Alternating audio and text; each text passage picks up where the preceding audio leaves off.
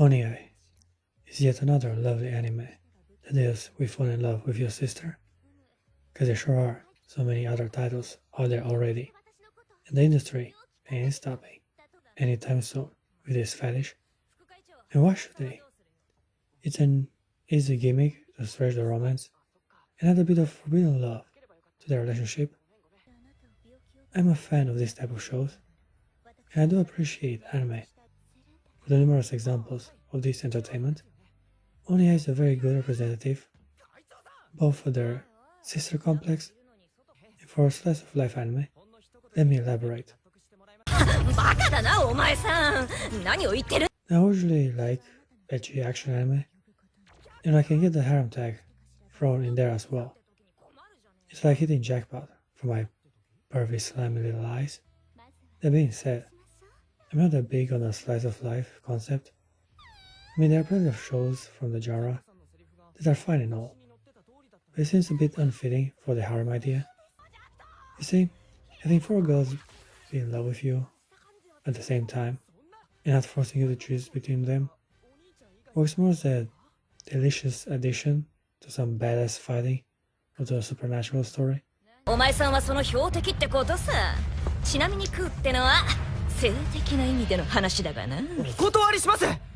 With those elements, it kinda gets boring and tired to have girls debate underwear color in males for 12 episodes. Nothing against underwear. I love petty shots. Maybe even more than nudity, to be honest. I don't know. It's such a weird fetish that I first witnessed in an anime, and ever since I've been fascinated with the upskirt exposure of panties.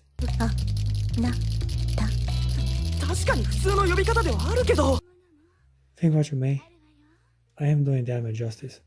There's not much besides edgy scenarios happen here.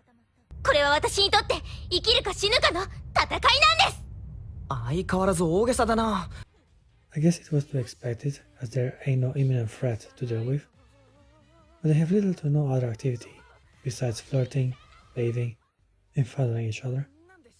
This works in an OVA, but to have the whole season structured around busy work seems like a waste of time. It is beautiful to see female skin exposure, and we have some delicious waifus to feast our eyes upon after all. Oniai also pleasantly surprised me with nudity, quality fan service, and a rather good-looking protagonist. Now why is that important? I mean, in a harem, the girls and their tits is what matters. Which is very true indeed, but it is nice to have a cool main character who can properly interact with the females around him. You see, this type of shows are like watching a hot woman do some pole dancing. The body and her voluptuous features is what matters in the end. If the pole is shaky or breaks, the dance won't be as seductive as it had the potential to be. Not that no one is confused by my analogy, I'll explain that the pole represents the harem king. What I'm so weirdly trying to say is that if the male is an insecure, frail, uninterested dude, I won't be able to enjoy the girls as they work around him.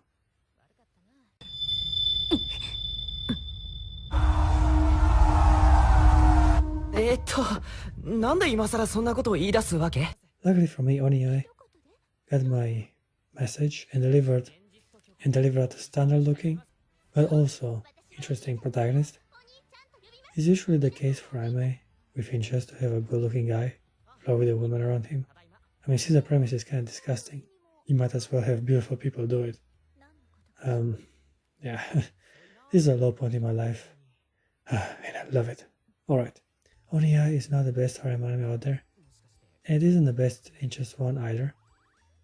There will be Yasuga no Sora, but anyway, we're dealing with a mediocre show in pretty much every aspect possible. Even when it comes to the harem, I can see we have more of a love triangle with a few nice interventions from the other thirsty ladies. The main focus of the show is of course the sister. Akiko is her name. But before I go any further to describe her appearance and behavior, I have to mention how we're Again, dealing with siblings with similar names. The main character is called Akito, and his sister is Akiko. Almost as if they were twins. What I liked about Akiko is how she does not hide her excitement for her brother. The anime itself starts with her running helplessly towards her soulmate.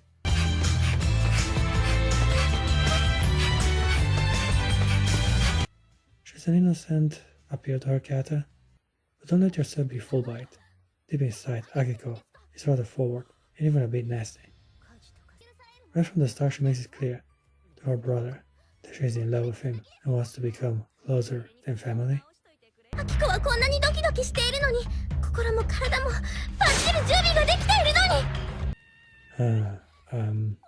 I guess that works.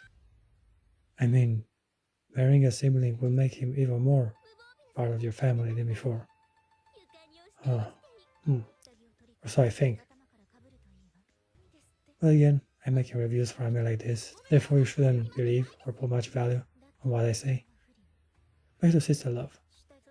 And from what I could gather, this is my last harem title of this sort, and after witnessing a surprising amount of other shows with this very premise, I say Oniai feels a bit tired. It's only saved by its art style and cool main character. Women fighting over one dude is normal for a harem, but having a chill and confident guy as a harem king, it's a bit of variety. It's sad how the genre functions best when the main character is an immature chump. Again, also awesome exceptions like this. Now at first it seemed like we were gonna have a bunch of scenarios and sketches where Akiko would try to seduce her brother and fail in a comedic manner, which at first was pretty much the case, but right from the first episode, the anime throws in the towel and gives us a bunch of other girls to distract and seduce Akito. Well, the anime is a harem after all, and it's the easiest way to stretch a romance by having a bunch of girls intervene and interrupt each other for 12 episodes. But I was hoping for at least 2 episodes dedicated for Akito and Akiko alone. Well, not to say that the other girls are not just as hot and interesting as Akito, but I was expecting a bit more romantic tension between siblings than fighting between women. Beyond the subject, that might feel more like a love triangle between Akito and Anasutashia, whatever, the blonde static chick. I kinda like this dynamic. It felt a bit more personal, how two girls keep on competing on who has the better skin. The scenario happened and they all took a bath, which is a sequence I sadly cannot show. These are gorgeous ladies, but I cannot show them in all their splendor. You have to check the show yourself. Trust me, the nudity alone is reason enough for anyone to start a harem anime. This was a major plus for Oniai, as everything gets better with a lot of fan service. It keeps me going and gets me more engaged in the story, as I'm constantly keeping a watchful eye for some female body exposure. The blonde girl is Akiko's main rival, and she is proud that she wins a small bit on almost everything, including height, grades, and even breast size.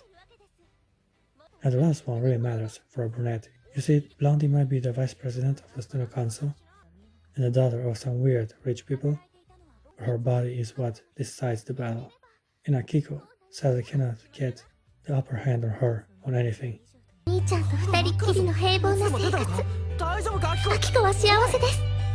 Despite being a rival for Akiko, she goes very well with Akito and confesses to him on his first day of school.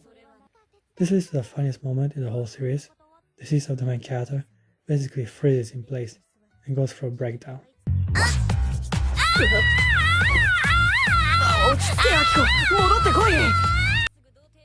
Now the other more females to mention is also main players in this weird harem. Sawatari is the loli from our group. She's petite and insecure, which was the obvious route to go consider her stature. I mean, lolis can be mean sooner as well, but only if they have pink hair. Speaking of which, we have an Earthstar copycat for a lady.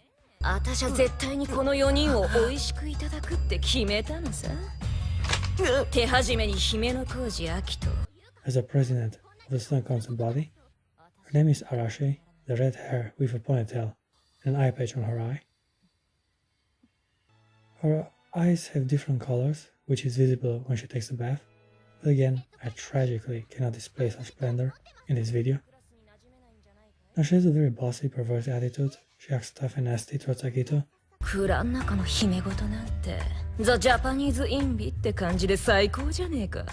And swings a sword in her free time. Arashi also likes girls, and is very aggressive on lust. And she has over 30 lovers, which also gives her a nickname, the Predator. Yeah, just like in the movies.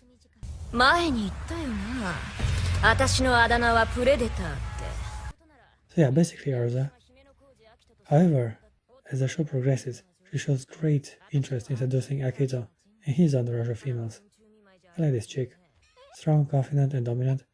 I also have a huge crush on sword ladies in anime, which are usually brunettes, but I get along with redhead as well. Alright, I give Oniai a 7 out of 10. It is a decent slice of life, fan service focused anime.